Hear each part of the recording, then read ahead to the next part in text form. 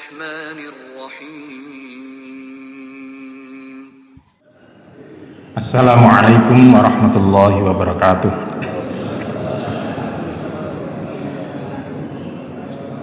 Bismillahirrahmanirrahim. Alhamdulillahilladzi arsala rasulahu bil huda wa dinil haqq liyudhhirahu 'alad din kullih wa kafa billahi syahida. Asyhadu an la ilaha illallah wahdahu la syarikalah wa asyhadu anna Muhammadan 'abduhu wa rasuluh la nabiyya ba'dah. Allahumma salli wa sallim wa barik ala Muhammad wa ala alihi wa ashabihi wa man tabi'ahum bi ihsan ila yaumiddin. Amma ba'du. Jamaah Masjid Al-Badar yang dirahmati Allah, kita bersyukur kepada Allah pagi ini kita diberi kesehatan untuk bisa hadir di majelis yang mulia ini. Mudah-mudahan ini semua memudahkan jalan kita untuk mendapatkan tempat mulia di surga Allah Subhanahu wa taala. Amin ya rabbal alamin. Salawat dan salam kita sampaikan untuk junjungan besar Nabi Muhammad sallallahu alaihi wasallam. Jamaah yang dirahmati Allah, kalau natanya pas antara layar dengan mimbar, setiap mimbar dibutuhkan layar dibutuhkan, tidak usah mundurkan mimbar. Apalagi kalau pakai yang gredekan itu ya, tidak usah nyancang sampai naik-naik begitu ya. Nah, yang begini ini salah apa enggak?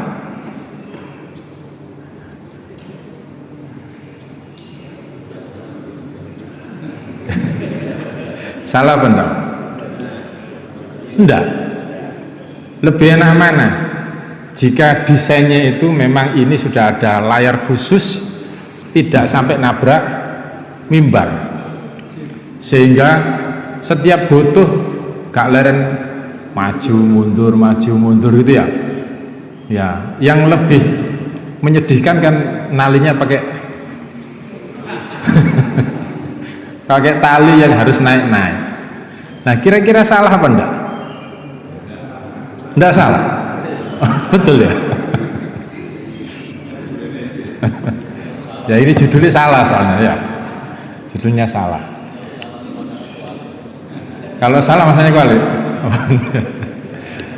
Ternyata salah itu kan bisa didefinisikan sesuatu yang mestinya bisa dinikmati lebih, ya, kemudian dilakukan sehingga nikmatnya itu kurang atau hilang sama sekali. Mestinya kalau dibetulkan sehingga artistik dan gak ruwet, gak ribet, itu akan lebih terasa nikmatnya. Ya, bagi desainer yang ngerti tata interior, pertama yang akan dinilai itunya tadi, Pak. Wah, ini gak pas ini. Gak pas itu sama dengan salah gitu. Ya. Tapi jangan lupa bahwa tidak setiap salah itu dosa. Saya ulangi ya, tidak setiap salah itu dosa, tapi setiap dosa pasti salah. Ya. Kalau tidak semua salah itu dosa, berarti Nabi kira-kira pernah salah apa enggak? Pernah. Ketika Nabi melewati suatu kaum melihat sedang menanam kurma, kemudian kurma itu dikawinkan silang, lalu ditegur oleh Nabi, wah kalau tidak dikawinkan insya Allah baik, kan gitu ya. Ternyata ketika Nabi lewat lagi, kurmanya rusak. Loh, ini kenapa pohon kurma ini, kata Nabi ditanya. Yang punya kebun bilang, lah Nabi kan bilangnya begitu, tidak usah dikawinkan, ini hasilnya gitu ya. Ternyata saran Nabi itu tidak membuat kebun kurma itu tumbuh dengan baik, justru pohonnya rusak. Ini Nabi nih. Nabi. Berarti Nabi salah. Sampai akhirnya turun hadis, antum a'lamu bi umuri dunyakum. Kamu itu lebih paham tentang urusan duniamu. Ya. Jadi tidak setiap dosa itu pasti salah, tidak setiap salah itu dosa. Salah itu bisa disengaja atau tidak disengaja, tapi setiap yang salah belum tentu melahirkan dosa. Nah, sebenarnya di Al-Quran itu ada banyak istilah. Ya, ada istilah dzambun. Dzambun ini yang sering kita dengar dengan dalam bentuk jamak sebanyak 28 kali, 11 kata dalam bentuk tunggal. Dzambun itu salah yang berujung dosa, ya, yang ditekankan pada konsekuensi akibat perbuatan dosanya. Jadi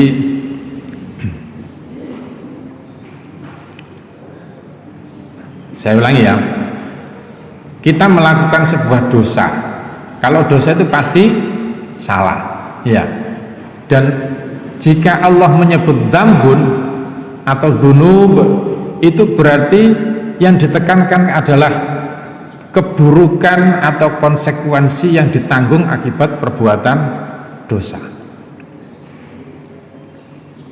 Kalau kita ingin menghapus dosa yang bersifat dzambun, maka konsekuensinya kita harus beristighfar. Jadi istighfar itu menghapus bukan hanya dosanya, tapi akibat yang ditimbulkan karena dosa yang kita lakukan, itu namanya istighfar, ya.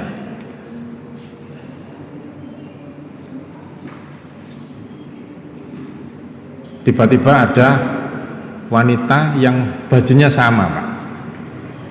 Bajunya sama dengan istri kita, ya, karena kebiasaan mesra dengan istrinya.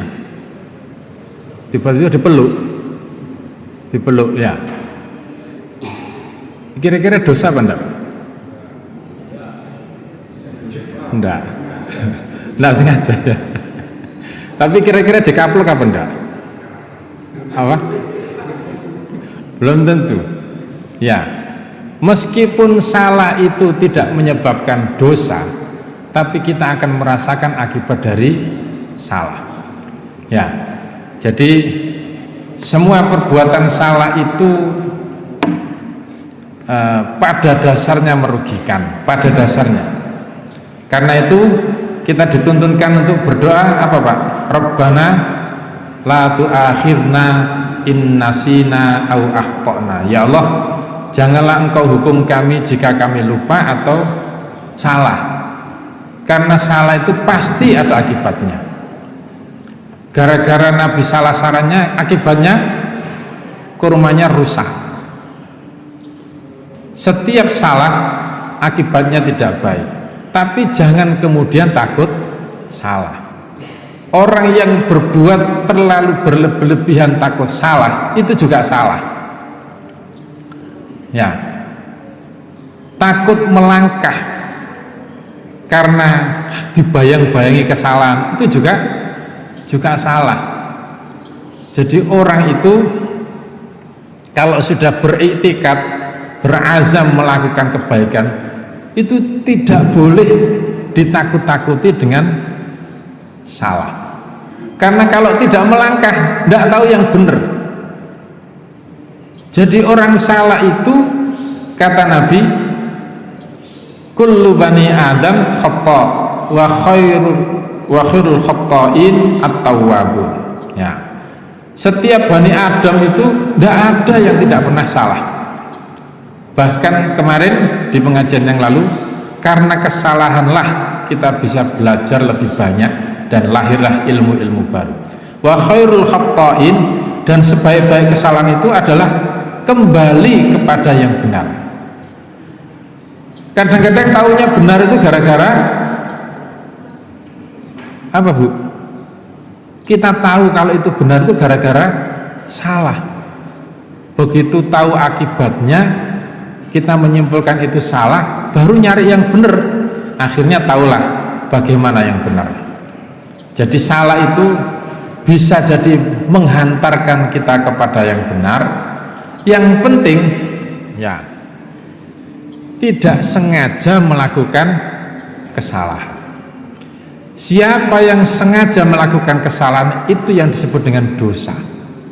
Jadi dosa itu adalah berbuat sesuatu yang sengaja salah. Ya, salahnya itu karena melanggar aturan Allah. Jadi sudah tahu itu salah, lalu dia lakukan. Nah, itu yang disebut dengan ithmun. Ithmun itu dosa, perbuatan yang dilakukan padahal tahu kalau itu salah, melanggar aturan Allah. Nah, yang sering kita temukan adalah yang berbahaya dari orang yang melakukan salah itu satu, orang yang melihat orang itu salah. Bapak Ibu kalau melihat orang salah itu murang-muring, gemes, apa dibiarkan? Ibu-ibu dulu aja nih. Kira-kira apa yang dilakukan? Kalau lihat orang keliru, ya, orang itu bisa mengulangi perbuatan kelirunya kalau dia lupa bahwa yang begitu itu keliru, atau dia sengaja mengulangi untuk mengajari yang benar. Pernah lihat YouTube ya, anak kecil baca Al-Quran, ya, terus bapaknya membaca menyalah-nyalahkan supaya anaknya mau membetulkan, gitu ya. Kalau bapak baca Quran disalah-salahkan, itu dosa apa enggak?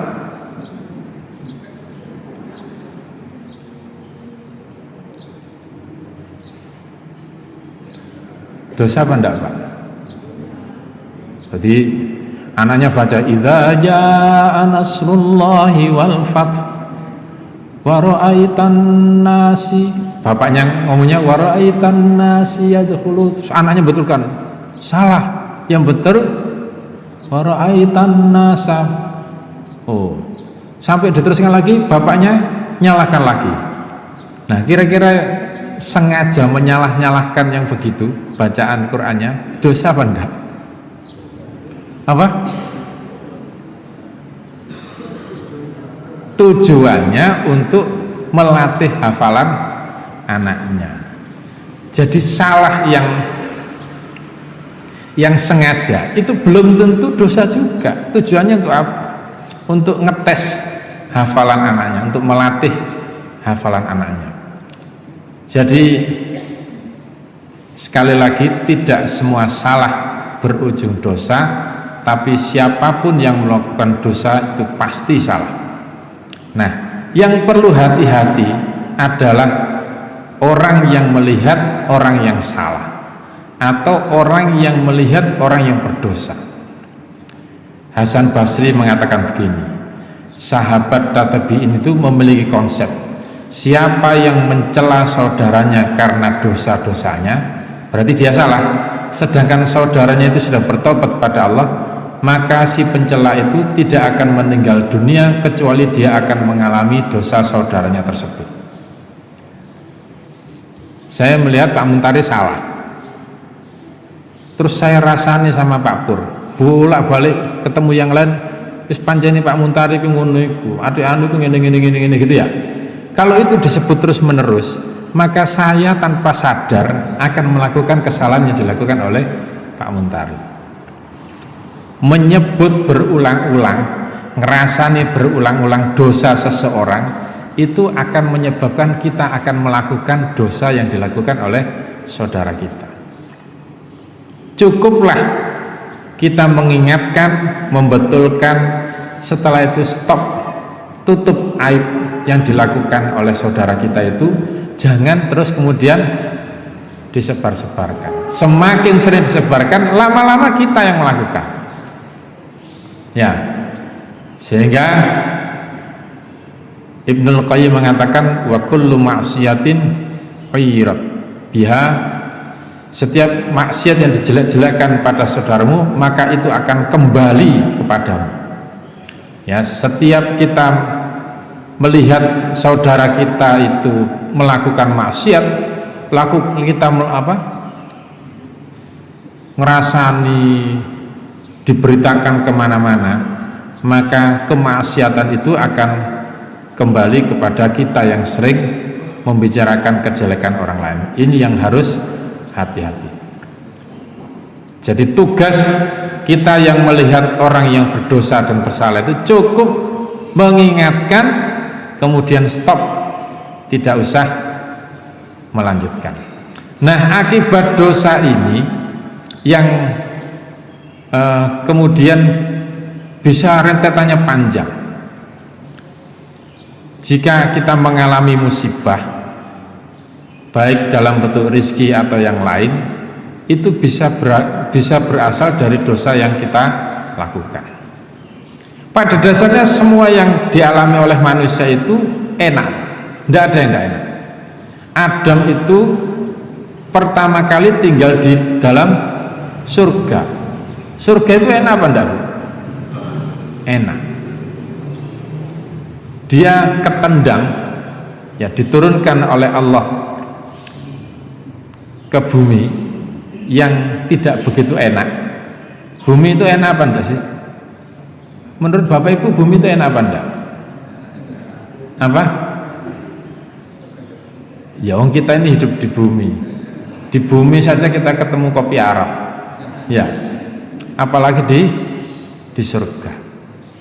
Jadi kita minta apa saja kalau di surga itu keturutan. Di bumi harus cari Pak Muntari dulu supaya ketemu kopi Arab.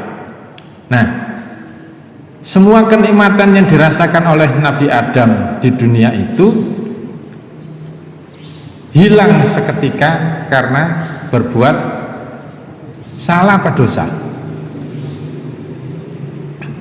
Bahasa salah itu khata, gitu ya. Bahasa Arabnya dosa itu apa tadi? Ithmun. Perbuatannya ithmun, akibatnya namanya dzambun, dzunub. Wala yaghfiru dzunuba illallah.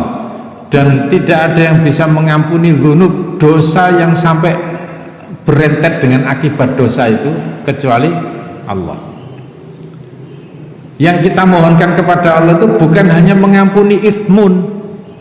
Ya, ithmun itu perbuatan dosanya, tapi akibat dosanya itu, akibat dosanya ini juga kita mohon ampunkan kepada Allah. Kalau kita minta ampun kepada Allah, berarti kita mohon kepada Allah agar dosanya dihapus, termasuk jejak akibat dosa yang kita lakukan. Itu namanya istighfar, mohon ampun kepada Allah.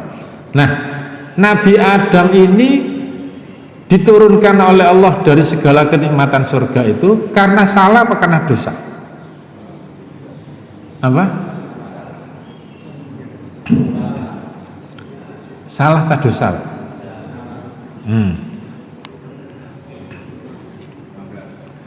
Melanggar. Nah, lihat ini ya.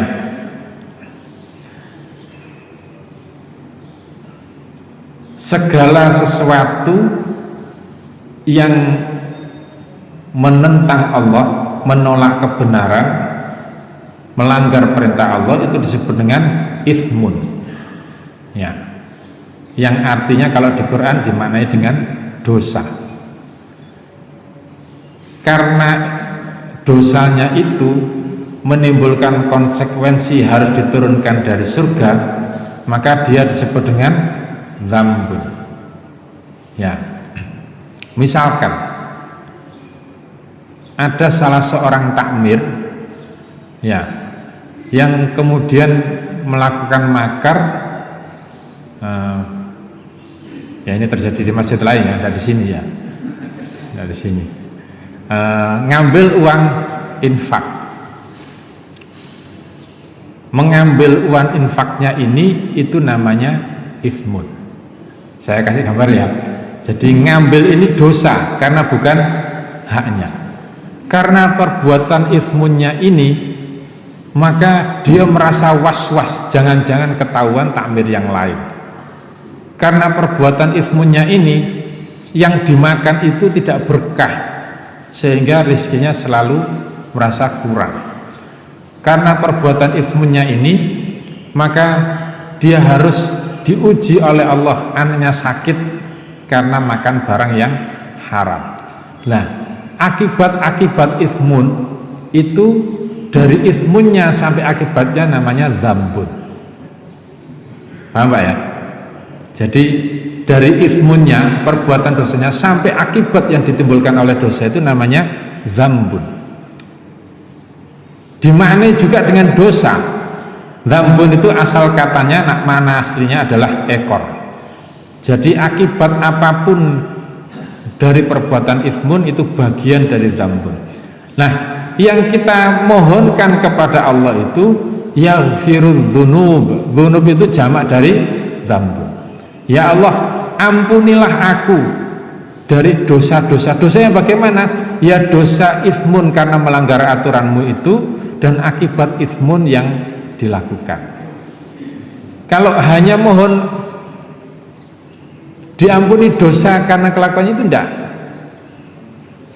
ya sudah selesai ya. Tapi akibatnya ini loh yang kita tidak ingin terjadi pada diri kita, sehingga Al-Quran mengistilahkan dengan dzambun. Kesimpulannya, ternyata Adam itu diturunkan oleh Allah karena perbuatan ismunnya itu ya. Ternyata Adam itu tidak lagi bisa menikmati seperti kenikmatan yang di surga setelah dia melanggar aturan itu.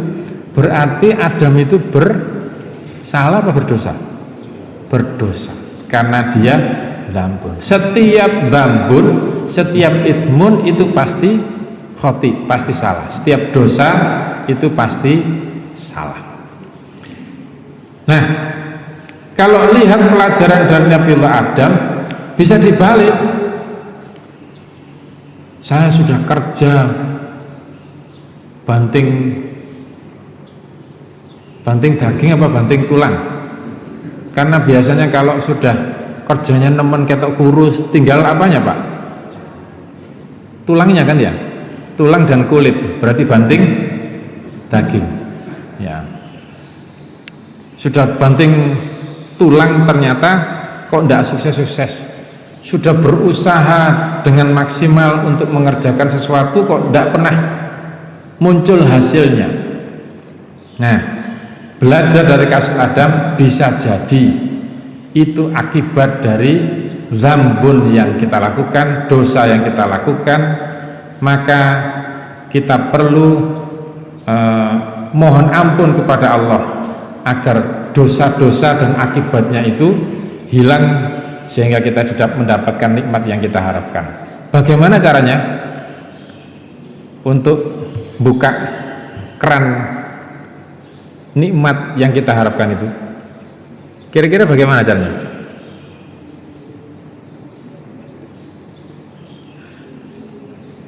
Minimal berdoa seperti doa Nabi Adam. Doanya bagaimana Pak?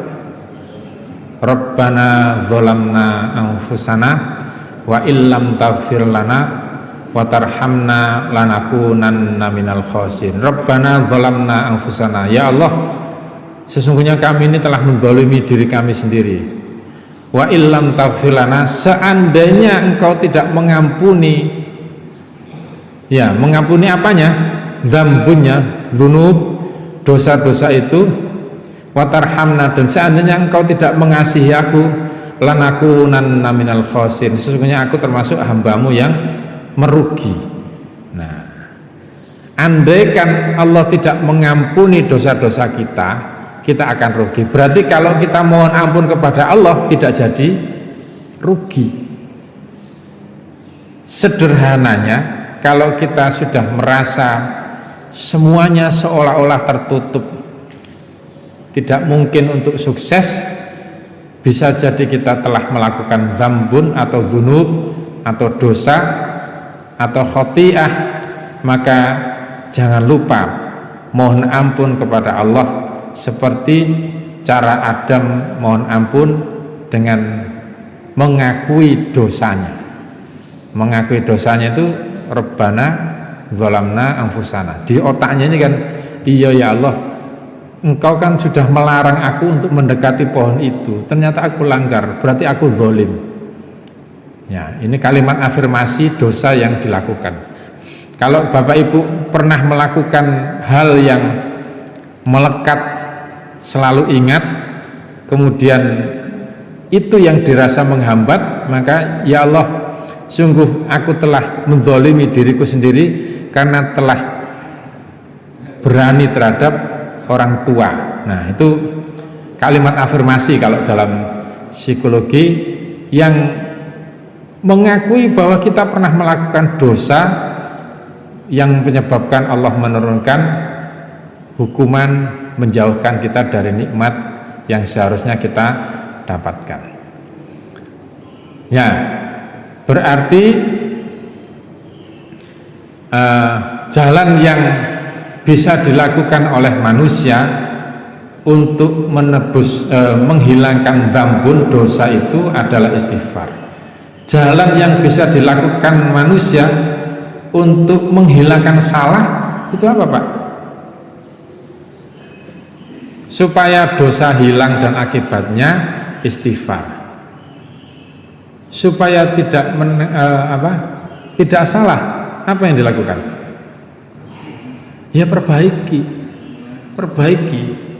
Jadi supaya tidak dianggap salah, nanti perlu ada perbaikan. Bagaimana supaya talinya tidak tali rafia, gitu ya. Ini slide-nya maksudnya, Pak.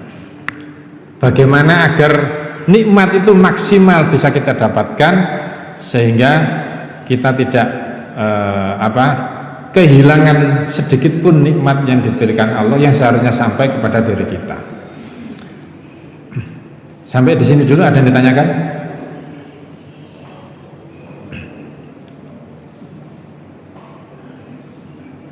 Ibu-ibu ada yang ditanyakan? Kalau tidak ada dilanjutkan. Ya.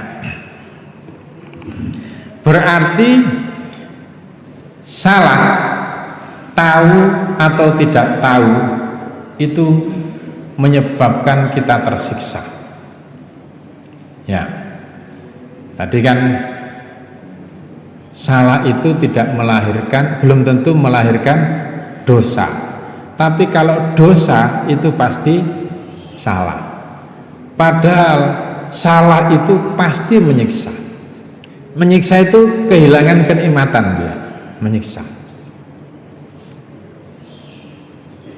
Adune kopi itu gula, gitu Pak ya. Ternyata keliru uya. Ya, diaduk keliru uya. Itu salah apa enggak? Pasangannya itu mestinya kopi sama gula diganti garam, itu salah. Mestinya diminum enak jadi tidak enak, hilang nikmatnya, gitu ya, hilang nikmatnya. Nah, meskipun tidak dosa tapi merasakan akibatnya, ya gak enak yang mau. Nah, itu namanya akibat karena salah. Bagaimana memperbaikinya? Ya adek gawe mana ojo wiru uya, kan gitu ya. Perbaiki dengan yang seharusnya. Nah, kalau tidak tahu ternyata salah. Ini contoh yang tidak tahu. Bapak Ibu, telur itu kenapa kok tidak dicampur kuning sama putihnya oleh Allah?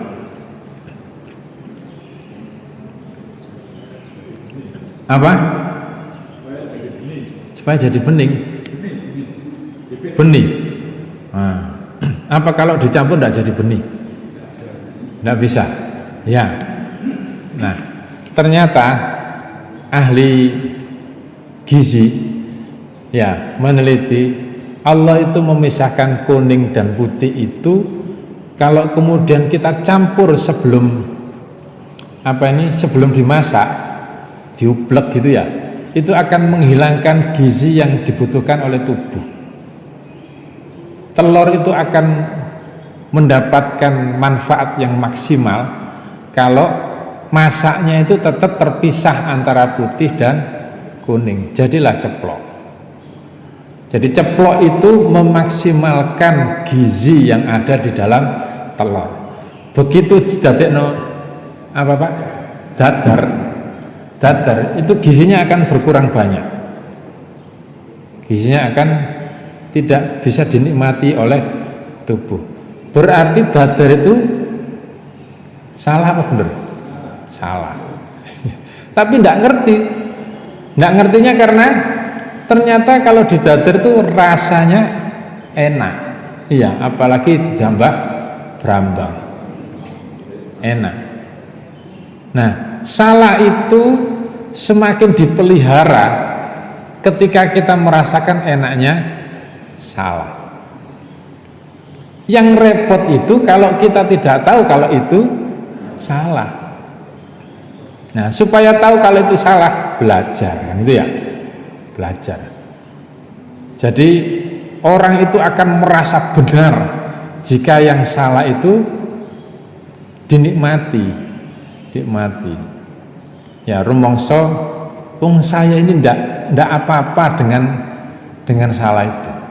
Karena rumangsa benar diingatkan oleh siapa-siapa, dia tidak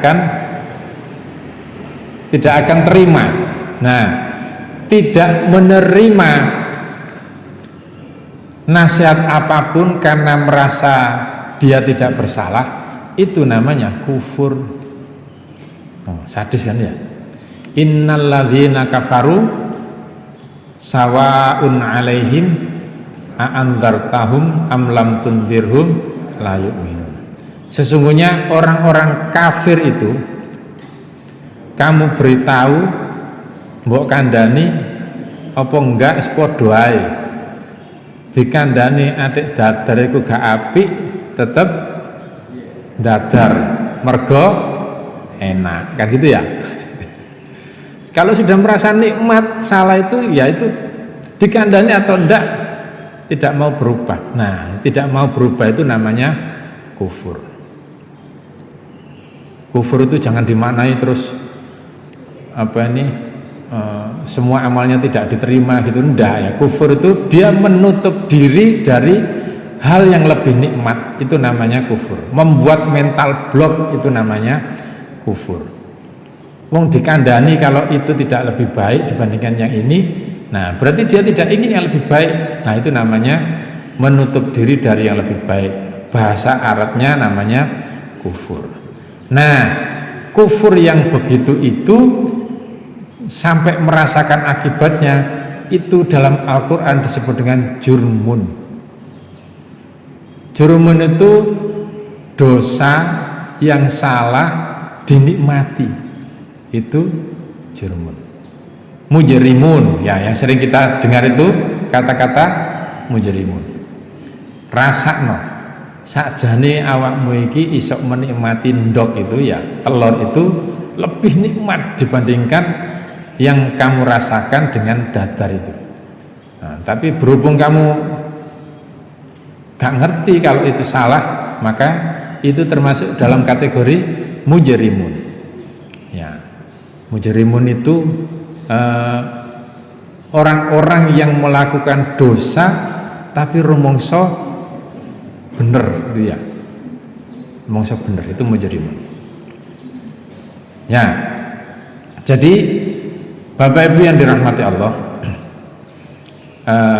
setiap salah tidak melahirkan noktah, tidak selalu melahirkan noktah di dalam hati. Kata Nabi, innal abda idza aznaba nukita fi qalbihi nuktah sauda. Sesungguhnya apabila seorang hamba melakukan dosa, maka akan ditulis dalam hatinya sebuah titik hitam. Dosa apapun itu ditandai oleh Allah dengan titik hitam di dalam hati. Ya, thumma idza aznaba nukita fi qalbihi nuktatun saudaun hatta yabqa aswada murbaddan. Kemudian jika melakukan dosa kembali, maka akan ditulis dalam hatinya sebuah titik hitam lagi sampai hatinya tersisa menjadi hati yang hitam selamanya. Kalau terlalu banyak dosa, noktah-noktahnya banyak dalam hati, maka dia akan menutupi hatinya itu. Nah, menutupi hatinya ini adalah orang-orang yang merasa nikmat di dalam melakukan dosa. Tapi kalau salah Pak, itu tidak sampai terjadi noktah. Itu bedanya. Noktah yang menutupi hati ini yang menutup diri kita untuk bisa mendapatkan hidayah dari Allah Subhanahu wa taala. Ya. Ia tidak akan mengetahui kebenaran, ia juga tidak akan ingkar pada kemungkaran.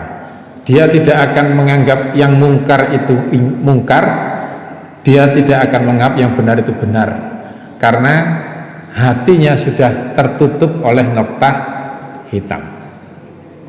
Maka engkau beritahu atau tidak sama saja. Berarti mereka yang salah terus menerus tapi tidak tahu kalau itu salah, kira-kira dapat noktah hitam apa enggak?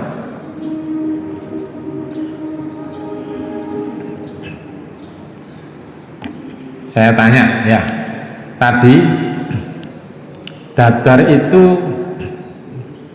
salah, itu ya. Terus dadar terus, setiap kali pengen makan telur di dadar.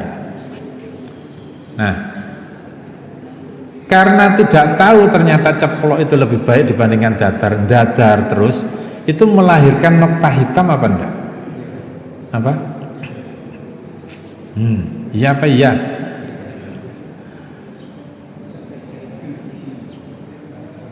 Iya apa enggak, Pak?